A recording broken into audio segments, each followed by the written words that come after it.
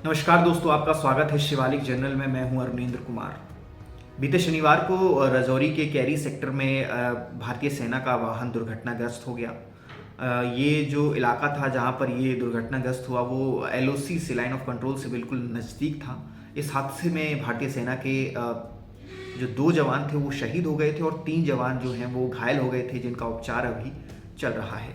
आपको बता दूं, इन्हीं जवानों में जो 2 जवान शहीद हुए थे, इन्हीं में से एक हैं परमवीर शर्मा, जो कि राजौरी संघ जो है वहीं के रहने वाले हैं, संघपुर राजौरी के ही रहने वाले हैं। आपको बता दूं कि परमवीर शर्मा जो हैं वो अपने परिवार का इकलौता सहारा थे। चाहे वो कमाई में देख लीजिए या फिर और किसी चीज़ में, वो अपने परिवार का इकलौता सहारा थे, क्योंकि कुछ वक्त पहले उनके पिता का निधन हो गया था, जिसके बाद पूरे परिवार की जिम्मेदारी जो थी वो परमवीर शर्मा जी पर ही थी और वो अपनी जिम्मेदारियों को बखूबी निभा भी रहे थे। लेकिन इस हादसे के बाद उनका पूरा परिवार एक तरीके से बिखर गया है, क्योंकि उनकी पत्नी है, उनकी एक माँ है और 2 बेटियां हैं मासूम, जिनको संभालना इस वक्त बहुत मुश्किल है। क्योंकि जब से ये खबर उनके पैतृक आवास पर पहुंची थी, उसके बाद से पूरे गांव में एक तरीके से शोक का माहौल था। आपको बता दूं, उनका अंतिम संस्कार पूरे सैन्य सम्मान के साथ कर दिया गया, जहां पर आरआर के जो कमांडिंग ऑफिसर थे उनकी मौजूदगी में ये सब हुआ है।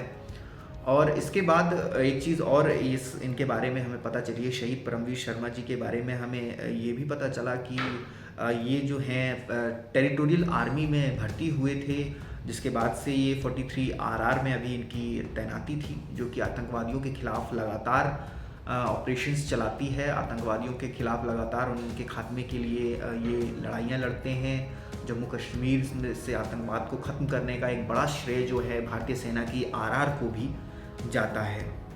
आपको बता दूं, जिस वक्त उनके पैतृक आवास पर शहीद का पार्थिव शरीर लाया गया तो हर किसी की आंखें नम थीं। हर कोई अपने जो बेटा है, अपने जो उनका इलाका है, उनके गांव हैं, वहाँ का जो बेटा था वो गया था। हर किसी को इस बात का दुख था। लेकिन सबसे ज़्यादा जो उनकी पत्नी ने जो सवाल किए वो कहीं ना कहीं एक तरीके से दुख देने वाले थे। एक तरीके से कहीं ना कहीं आपको भी अंदर से उससे सुन कर के दुख होगा, क्योंकि उन्होंने एक सवाल पूछा कि रोते हुए उन्होंने एक सवाल पूछा कि अब हमारा जीवन कैसे कटेगा।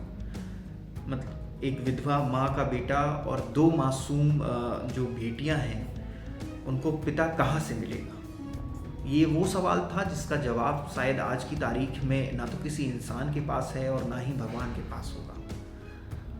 क्योंकि एक परिवार का बेटा चला गया, एक विधवा माँ का सहारा चला गया, एक पत्नी का सुहाग चला गया और 2 बेटियों के सर से पिता का साया उठ गया। एक हादसे ने 3 से 4 लोगों की ज़िंदगी जो है वो बुरी तरीके से तबाह कर दी। हम ये खबरें देखेंगे और फिर भूल जाएंगे, लेकिन ऐसा नहीं होना चाहिए। इन जवानों ने हमारे लिए, हमारे देश के लिए अपना बलिदान दिया है।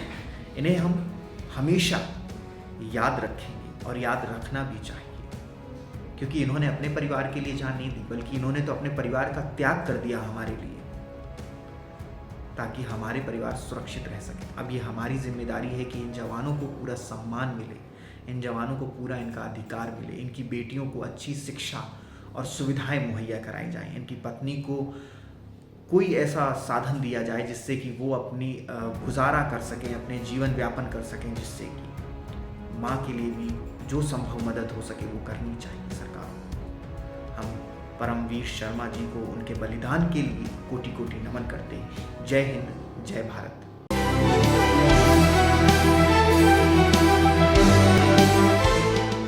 अगर आप ये वीडियो YouTube पर देख रहे हैं तो हमारे चैनल को सब्सक्राइब कर बेल आइकन दबाना ना भूलें। अगर आप हमारी वीडियो को Facebook पर देख रहे हैं तो हमारे पेज को फॉलो और लाइक करना ना भूलें।